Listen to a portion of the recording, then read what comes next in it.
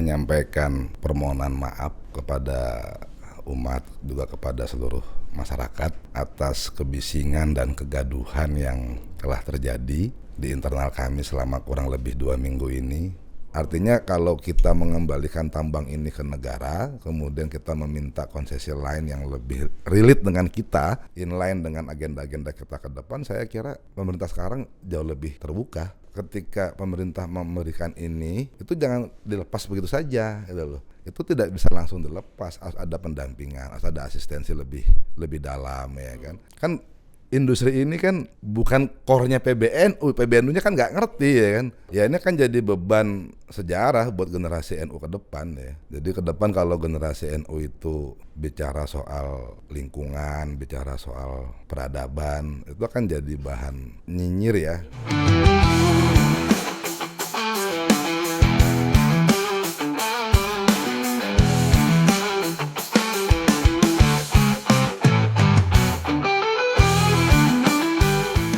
Sahabat Kompas.com, bertemu lagi bersama saya Tatang Guritno di acara Kelas Wahid, unggulan nomor 1 Kompas.com. Gaspol, ngobrol gas, pasti nampol.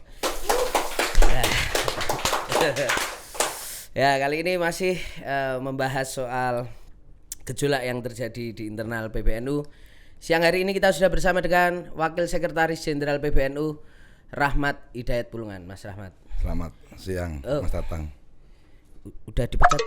Enggak kan Mas? Enggak dipecat ya.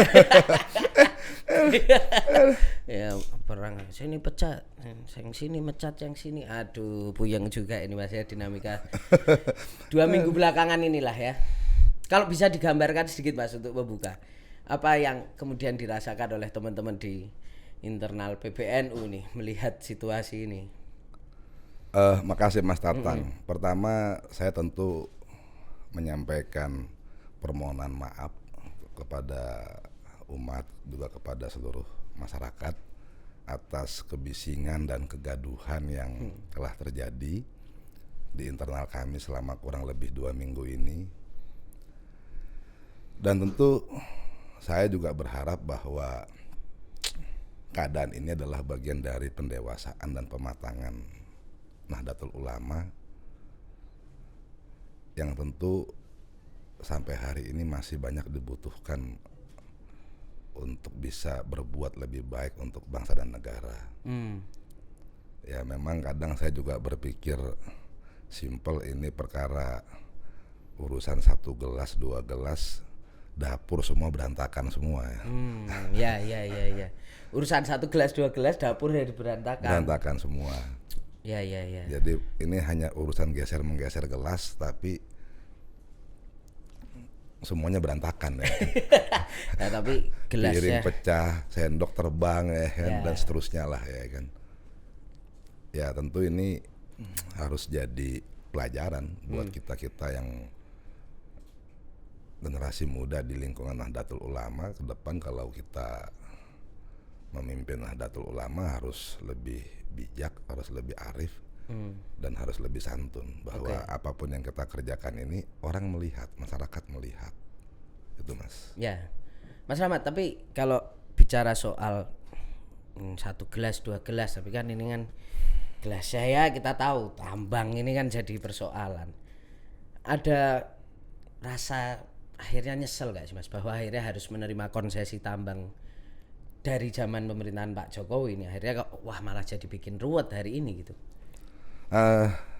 Jadi sebenarnya ini ya Mas Tatang ya, secara historis tuh saya lihat pemerintah yang lalu itu punya niat atau punya agenda tuh bagaimana organisasi agama ini, terutama organisasi Islam itu punya kemandirian, tidak punya ketergantungan oleh siapapun dan kapanpun, sehingga mereka bisa bergerak lebih otonom dan lebih independen. Nah cuman masalahnya instrumen yang digunakan oleh pemerintah yang lalu itu hanya satu cara, tambang. Padahal kita bisa pikirkan banyak cara sebenarnya yang lebih relate ya dengan basis dan cita-cita organisasi. Banyak betul lah ya kan. Nah, ini kan tambang ini menjadi seksi pada waktu itu karena memang harga batu bara lagi bagus kan. Perang Rusia Ukraina tuh harga batu bara itu melompat sangat tinggi lah dalam sepanjang sejarah ya. Nah, kalau sekarang kan juga sudah turun harganya ya. Kemudian yang kedua, ini kan begini ya. Tambang tuh gini, Mas Tatang. Ini ada dua kamar ini. Kamar pertama ini bicara soal etik dan strategik. Apakah tambang ini etik dan strategik bagi NU? Nah ini juga masih jadi perdebatan sebenarnya baik di lingkungan PBNU maupun di lingkungan para stakeholder NU. NU ini kan besar, stakeholdernya banyak yang minta ampun ya. Itu masih menjadi perdebatan problem etik dan strategik ya. Kemudian apakah industri ini masih oke nih kan begitu ya. Sementara kita sama-sama lihat tren dunia juga tren pemerintah hari ini lebih banyak bicara soal green energy, bicara soal energi bersih. Dan juga kita menyaksikan angka-angka hari ini bahwa industri ini juga sunset, terus turun. Apakah ini punya nilai yang strategik bagi kita? Kan itu juga harus dihitung dengan baik ya. Ya jangan asal ngambil juga kan begitu, harus dipertimbangkan secara baik ya. Biasanya kan kita kalau ngambil kebijakan penting itu kan ada istiqorohnya ya kan, nggak cukup hitung laba ruginya ya. Nah, kamar kedua itu perdebatan pada aspek operasional, pada aspek tata kelola lah, governance lah ya. Nah ini soal good and governance-nya itu jalan apa enggak kan, itu ini yang menjadi banyak pertanyaan hari ini kan di situ sebenarnya ya. Nah, kalau saya bilang ke beberapa teman sebenarnya kalau mau melakukan audit tambang itu tidak relatif sulit ya, sangat mudah lah. Formulanya sudah ada lah ya kan.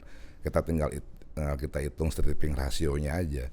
OB-nya berapa, kemudian dagingnya berapa, kemudian harga di market pada waktu itu berapa dan seterusnya itu mudah lah ya. Nah, kemudian pada aspek siapa yang menjadi mining operatornya kan juga ini kan menjadi masalah hari ini, ribut segala macam karena memang tidak ada keterbukaan secara baik, nggak diantisipasi.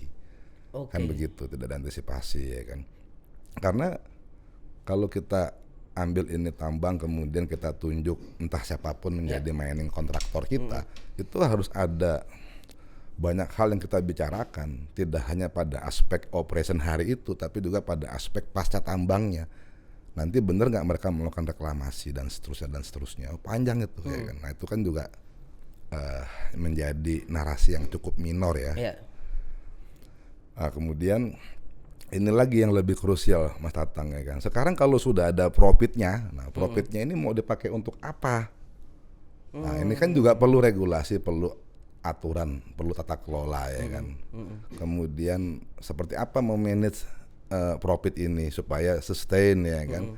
Karena kan negara ngasih itu kan supaya sustain ya, supaya ini tidak habis uangnya ya kan, tapi terus bisa berkembang, kemudian organisasi bisa lebih cepat lari, lebih produktif, lebih bermanfaat. Nah ini juga ini menjadi aspek yang ada di hilir ya, bicara pada aspek pengelolaan dana abadi ini itu jadi masalah. Itu juga harus dipikirkan. Harus dipikirkan, jadi banyak kompleks ya. Jadi kalau saya kadang-kadang mikir ini dirapihin dulu nih semua aturannya, diselesaikan dulu di kamar sebelahnya soal etik, soal strategiknya ya kan, itu hitung semuanya ya kan. Nah, baru bicara soal aturan-aturannya. Hari ini kan semua akhirnya merasa sama-sama saling dirugikan ya kan. Ini merasa dirugikan, dan seterusnya. Maksudnya merasa dirugikan dalam arti ya karena nggak jelas rebutan operator investor ini macam-macam kan, semua asal cepat tapi tidak ada risk manajemen di situ ya kan. Harusnya kan asal ada risk manajemen, harus dihitung dengan baik ya kan. Kalau kita ambil industri ini ya, risk appetite yang harus kita tanggung itu apa ya, kita akan banyak menjadi cibiran orang di seluruh tempat ya, seluruh Indonesia bahkan juga seluruh dunia ya kan. Kan banyak juga orang nanya ke saya, Pak Rahmat, ada nggak sih organisasi agama di muka bumi ini, di dunia ini yang menjadikan tambang sebagai sumber pendapatan organisasi? Saya juga bingung juga jawabnya ya kan. Karena kalau sepengetahuan Mas Rahmat nggak ada kayaknya ya? Iya nggak ada ya. Nggak ada ya? Iya. Oke. Nah, saya agak bingung juga jawabnya ya kan. Tapi ya hari ini kan itu menjadi masalah semuanya ya. Ya. Nah pasti ini gini Mas Rahmat, aku mau men-challenge dengan gini. Pasti nanti ada juga publik atau katakanlah netizen lah yang mempertanyakan gini. Ya udah kalau misalnya urusan etiknya belum dibahas dan lain sebagainya, kenapa baru muncul sekarang ketika ini jadi persoalan? Kenapa hal itu tidak dipikirkan dulu sejak pemerintah menawarkan konsesi tambang itu? Nah, itu artinya keputusan-keputusan untuk mengambil tambang ini apakah memang tidak melibatkan semua pengurus struktural PBNU untuk membahas, atau bahkan tidak bertanya dulu pada kiai-kiai sepuh, pesantren-pesantren sepuh, pesantren-pesantren lama yang menjadi cikal bakal NU ini, Mas? Karena kan kalau kita lihat hari ini, ya kita lihat sama-sama tahu, sama-sama sedih di Sumatera situasi bencana alam luar biasa. Karena illegal logging, karena apapun tambang, sawit. Dan kemudian PBNU sebagai ya pengurus besar dari perahu besar NU ini kok seolah-olah tidak memikirkan bahwa urusan tambang ini juga akan berdampak parah pada lingkungan, kan pasti akan ada pertanyaan itu. Banyak. Nah itu gimana Mas gitu? Kenapa nggak dari awal itu hal-hal itu dipikirkan sebelum menerima gitu? Ya itu juga menjadi banyak pertanyaan ya Mas Tatang ya, baik di lingkungan pengurus hari ini juga baik dari stakeholder hari ini ya. Karena memang menurut saya keputusan ini diambil serba cepat. Serba cepat ya. Jadi prinsip kehati-hatian itu tuh menjadi terpinggirkan. Artinya pada saat itu Mas Rawat mau mengatakan bahwa urusan tawaran konsesi ini hanya urusan menerima atau tidaknya itu hanya diputuskan oleh segelintir pihak, nggak melibatkan semua di internal PBNU untuk menjawab memutuskan ini, memikirkan ini gitu. Nah itu dia, makanya waktu waktu mengambil kebijakan konsesi ini diambil atau tidak diambil itu kan sangat terbatas ya, sangat terbatas. Nah sekarang ketika sudah jadi masalah baru semua orang diajak rapat semua tanpa batas ya kan, itu kan kadang-kadang juga nggak fair juga ya kan. Artinya keputusan terbatas harus sekarang ketika ribut-ribut ini baru semuanya diajak kumpul gitu ya Mas Rahmat ya. Oke. Nah ini kita mau nanya ini Mas, benarkah ini bahwa memang yang kemarin kan kita juga sempat ngobrol sama Gus Ulil, memang pada akhirnya ada perbedaan nih pandangan soal investor tambang ini nih Mas, antara kemauannya Gus Yahya dengan kemauannya Gus Ipul gitu? Sebenarnya itu semua bisa diantisipasi Mas Tatang kalau ada tata kelola yang baik ya. Misalnya kalau memang kita fix mau ambil konsesi ini, itu kan bisa di-manage dengan baik tata kelola itu. Kita nggak peduli siapapun investornya ya kan. Yang penting begini aturan mainnya. Dan seterusnya ya kan. Nah ini kan karena aturannya menjadi subjektif karena dibikin tidak bersama-sama ya kan. Nah, akhirnya kan kayak begini hari ini. Yang ini merasa ini, yang ini merasa ini ya kan. Jadinya ya semuanya jadi serba. Dalam keadaan seperti ini ya semua harus kembali kepada tata kelola organisasi yang baik menurut saya. Hanya itu udah. Nah, kembali itu itu menjadi pegangan kita bersama, pedoman bersama. Nah, kembali ke tata kelola organisasi yang baik ini apakah masih mungkin Mas ketika misalnya sekarang hari ini aja ya misalnya saya sebagai jurnalis kadang bingung. Rais Am mengeluarkan pemecatan Gus Yahya. Satu sisi Gus Yahya merasa masih itu ilegal. Saya masih pegang kendali memecat Gus Ipul. Nah, ini kan jadi bingung ini, semuanya mengatasnamakan PBNU. Ini kan jadi ruwet juga Mas ini, apalagi ketika Rais Am kemarin mengatakan bahwa akan menggelar muktamar. Nah, artinya apakah mungkin ketika ini atau gini, aku berangkat dari gini Mas, situasi ini apakah menunjukkan bahwa sebenarnya akhirnya islah itu belum terbentuk gitu, belum tercapai gitu? Jadi ini Mas Tatang ya, memang kompleks masalahnya ya, tapi ya memang ini harus dihadapi. Dan menurut saya masalah hari ini tuh sangat multidimensi, tidak bisa hanya diselesaikan oleh satu cara ya. Jadi harus banyak cara. Itu yang saya selalu bilang ke beberapa teman saya, ini kita nggak bisa nyelesain masalah di PBNU hanya pakai akal, saya bilang. Kalau kita hanya pakai akal nanti semuanya akal-akalan aja kita akhirnya, saya bilang. Kan begitu saya bilang. Jadi kita harus banyak melibatkan stakeholder, mendengarkan masukan dari banyak pihak. Nah, itu yang saya sampaikan beberapa kali di banyak tempat itu. Ya, NU itu ibarat pohon, saya bilang, ya akarnya itu ya pesantren-pesantren tua, Mas Atang. Pesantren-pesantren tua ini akarnya. Nah, dulu tahun 2022 sekitar bulan Januari itu PBNU sempat memberikan penghargaan kepada kurang lebih 68 pesantren yang sudah berusia di atas 1 abad, dan mereka adalah penggerak awal dari hadirnya Nahdlatul Ulama. Nah,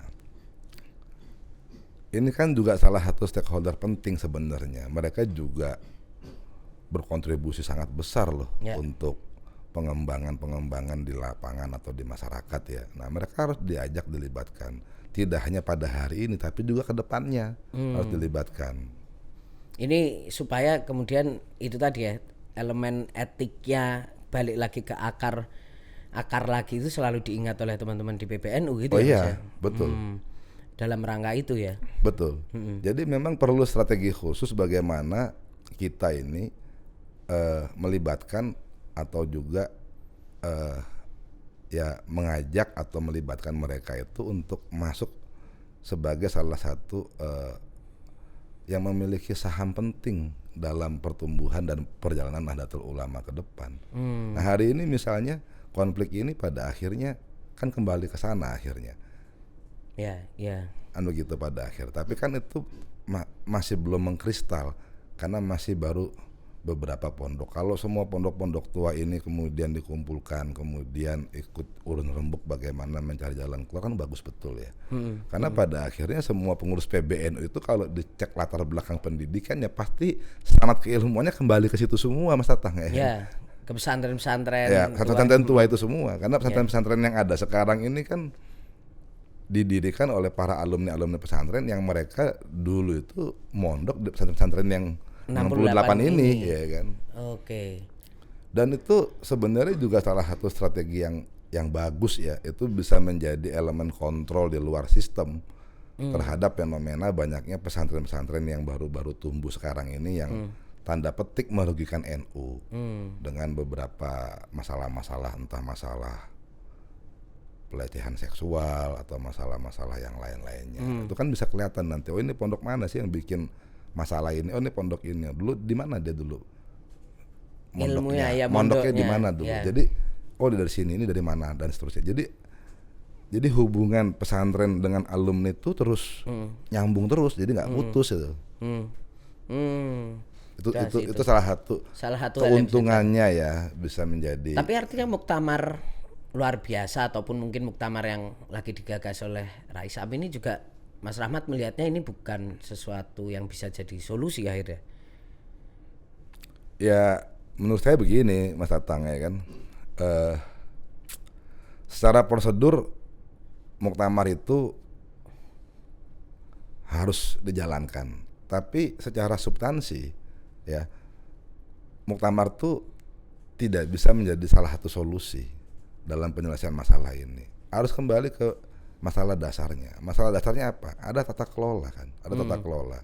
Kemudian ada juga soal sikap kan begitu. Ini gimana sikap kita soal tambang nih, ya kan? Kalau saya misalnya punya pandangan pribadi, misalnya saya melihat pemerintah hari ini jauh lebih terbuka ya, jauh lebih memberikan banyak kesempatan untuk kita terlibat dalam banyak hal-hal yang lebih strategis. Artinya kalau kita mengembalikan tambang ini ke negara, kemudian kita meminta konsesi lain yang lebih relate dengan kita, inline dengan agenda-agenda kita ke depan, saya kira pemerintah sekarang jauh lebih terbuka. Kan banyak banget ya peluang-peluang yang bisa dikembangin ya, konsesi-konsesi yang lebih bagus ya, pada aspek perkebunan, ya kan, kemudian pada aspek kampung haji. Itu yang malah relate dan PBNU punya punya kemampuan di situ ya, malahan ya. Kemudian soal energi bersih, kita bisa terlibat di situ ya kan. Artinya Mas Rahmat mendorong, udahlah balikin aja lah ini salah satu ininya biar Dan selesai pada ya. akhirnya menurut saya pemerintah juga ya harus bertanggung jawab pada akhirnya. Bertanggung jawabnya apa? Ya ketika pemerintah memberikan ini, ya kan, itu jangan dilepas begitu saja, gitu loh. Tapi juga harus ada kontrol, ya kan, harus ada asistensi, ya, baik pada aspek operasional maupun pasca kegiatannya, juga pada aspek pengelolaannya. Jadi nggak bisa lepas, Mas. Ya.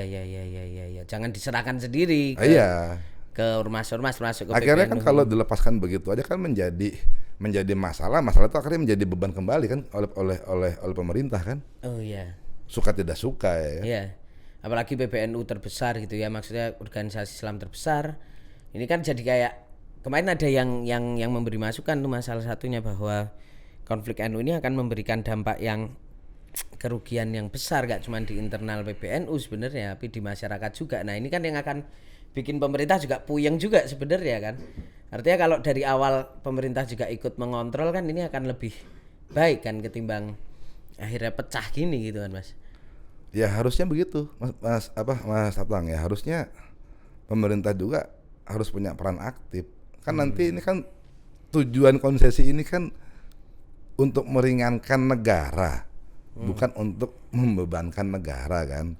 Berharap organisasi yang mendapatkan konsesi ini bisa tumbuh lebih cepat tanpa ada ketergantungan dari pemerintah. Kan begitu tujuannya, kan begitu tujuan dasarnya ya kan. Nah, itu tidak bisa langsung dilepas, harus ada pendampingan, harus ada asistensi lebih dalam ya kan. Kan industri ini kan bukan core-nya PBNU-nya kan nggak ngerti ya kan. Ya, PBNU harus mengajak pihak ketiga kan dalam mengelolanya. Ya harus banyak pihak yang dilibatkan karena emang ini nggak relate kok kan begitu ya kan. Oh, oke, benar. Ada masukan, balikin aja, ambil aja konsesi yang relate aja lah, gitu kan, yang relate aja gitu. Sekarang banyak kok tawaran-tawaran yang saya lihat itu jauh lebih produktif, jauh lebih menguntungkan kok buat PBNU hari ini. Oh, ya, ketimbang tambang yang ya akhirnya dampak lingkungannya juga parah kan Mas, kita tahu. Ya kan? ini kan jadi beban sejarah buat generasi NU ke depan ya. Jadi ke depan kalau generasi NU itu bicara soal lingkungan, bicara soal peradaban, itu akan jadi bahan ceng-cengan, nyinyir ya. Nyinyir. Gitu. Kemudian generasi NU ke depan juga ketika nanti punya masalah ada apa mereka ke pemerintah yang akan datang tuh mereka pemerintah bilang kan kamu udah saya kasih. Kok minta lagi? Iya. Yang kemarin mana? Kan gitu. Iya. Kan begitu kan pada akhirnya kan. Betul. Kan kita bernegara ini kan punya rame-rame kan, tidak cuma satu kelompok saja kan. Ya dan memang kalau misalnya akhirnya persoalan tambang ini akhirnya tetap diambil ya itu tadi karena ini bukan core-nya PBNU kan jadinya ke depan bisa jadi nggak oke juga kan Mas sebenarnya kan. Secara pengelolaan, secara apapun itu, atau mungkin itu juga sudah tercermin dari konflik ini gitu kan.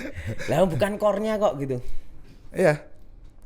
Dan ini kan ini juga pada akhirnya kan yang ada itu hari ini usahanya itu wah yang ini harus begini, yang ini harus begini ya kan. Jadi akhirnya kebersamaan itu menjadi hilang kan pada akhirnya. Karena jalan masing-masing untuk ya seperti itu ya kan. Ya kan. Nah, Mas membayangkan nggak kalau pada akhirnya aku nggak tahu ya, tapi kalau menurutku ya selama ini kan yang selalu disampaikan itu kan PBNU itu kan tidak terlibat dalam politik praktis. Terus kalau kita lihat mungkin dalam sejarahnya turunannya NU partai politik itu kan PKB. PKB itu kan dulu sempat berkonflik terus tuh. Tapi dia kan parpolnya gitu. Artinya emang bergerak di ranah politiknya. Lah kalau hari ini pada akhirnya terjadi dualisme di PBNU ini apa nggak miris juga Mas? PBNU loh gitu. kayaknya kan baru kali ini kan kalau sampai terjadi dualisme ya. Atau dulu pernah Mas sebenarnya? Ya dulu pernah mungkin sebentar aja kali ya. Karena kan waktu itu ada intervensi pemerintah ya. Kalau sekarang ini kan tidak ada intervensi pemerintah. Ini kan ribut rumah tangga kita sendiri, Mas Atang ya. Jadi mau tidak mau kita harus bekerja lebih ekstra karena ini perkara rumah tangga kita sendiri. Itu yang menurut saya banyak stakeholder yang harus kita libatkan di sini. Yang selama ini kurang kita sentuh, ya harus kita ajak kembali untuk sama-sama urun rembuk seperti apa. Ya. Karena kayaknya dua kubu ini masih sama-sama keras ya, belum bisa menemukan titik tengah Mas. Atau gimana tuh Mas? Ya ini sebenarnya kan soal cara ya kalau menurut saya Mas Tatang ya. Sebenarnya ya saya juga secara pribadi prihatin ya kan, karena kan pada akhirnya yang terjadi hari ini kan saling mempermalukan, saling merendahkan ya kan. Nah, sebenarnya kan hal-hal seperti ini kan bisa dibuat lebih smooth, lebih rapih, lebih apa ya, lebih rapat ya, ya kan, karena kan PBNU ini kan besar ya kan, kalau ada apa-apa itu kan dampaknya terasa ke banyak tempat, ke banyak pihak ya. Itu yang harus apa namanya, yang harus dipikirkan sebenarnya Mas Tatang ya. Untuk sama-sama ya mungkin meredam ego, mencari jalan tengah termasuk itu ya. Oh iya, Mas Iya Tatang. kan? Iya. Oke. Mas, ini kan kalau dari kubu, kalau kita lihat lah dari kubu Rais Am, dari kubu Gus Ipul itu kan salah satu tudingannya kepada Gus Yahya kan soal mendatangkan narasumber yang ternyata ada hubungannya sama Zionis, dan juga soal tata kelola. Ada data yang sempat tersebar kepada teman-teman wartawan itu kan soal hasil audit 2022 di mana di situ diduga ada apa?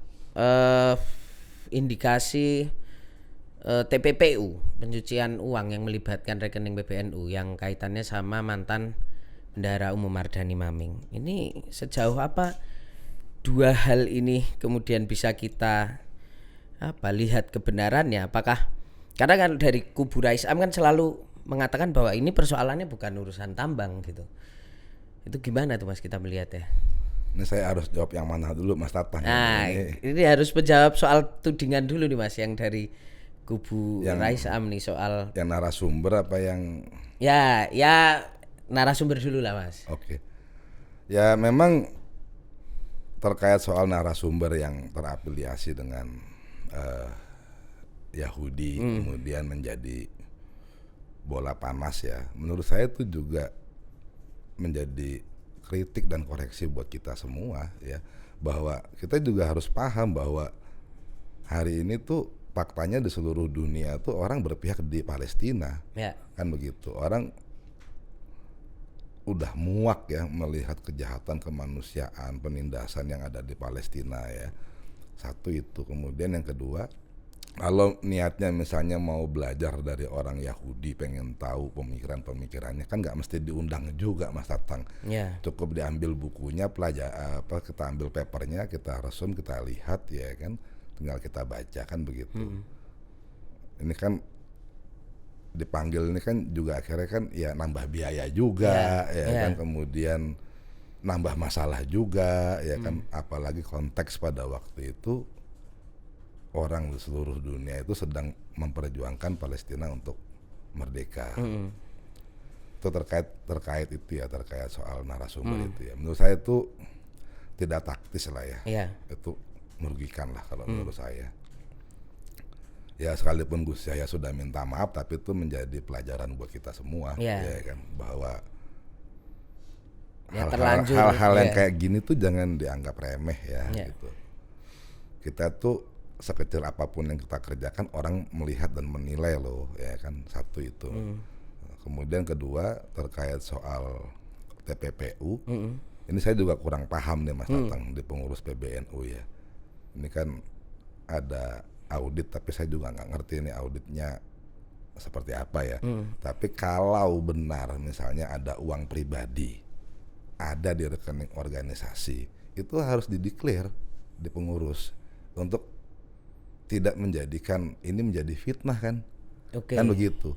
Nah, saya nggak tahu pada waktu itu misalnya bendahara umum itu menitipkan duitnya itu di organisasi itu sudah mendeklar belum, kan begitu ya kan, ke pihak-pihak yang bertanggung jawab di sini. Kan begitu kan. Kalau belum ya salah menurut saya. Mas Rahmat bahkan juga tidak mengetahui itu. Oh, nggak tahu. Itu kan di wilayah keuangan bendahara ya. Oke.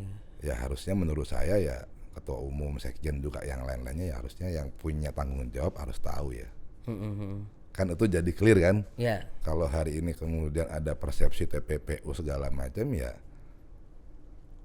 dia itu konsekuensi kan gitu, konsekuensi ya kan, yang harus ditanggung kita semua ya kan.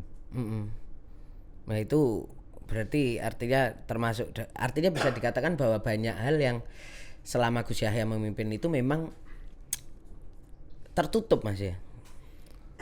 Sebenarnya nggak juga Mas Tatang ya, nggak juga tertutup ya. Ya banyak hal-hal juga yang strategik itu didiskusikan di rapat Tanfijiyah ya kan.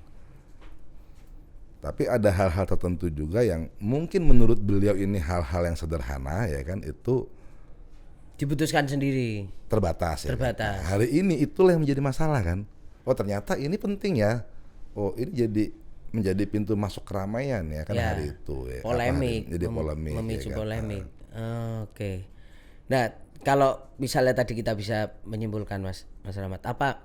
Tadi kan Mas Rahmat sudah menyampaikan bahwa kita harus PBNU harus kembali lagi, MLB bukan jalan keluar, kembali lagi pada stakeholder, terutama pesantren-pesantren yang menjadi basis lah ya, menjadi basis.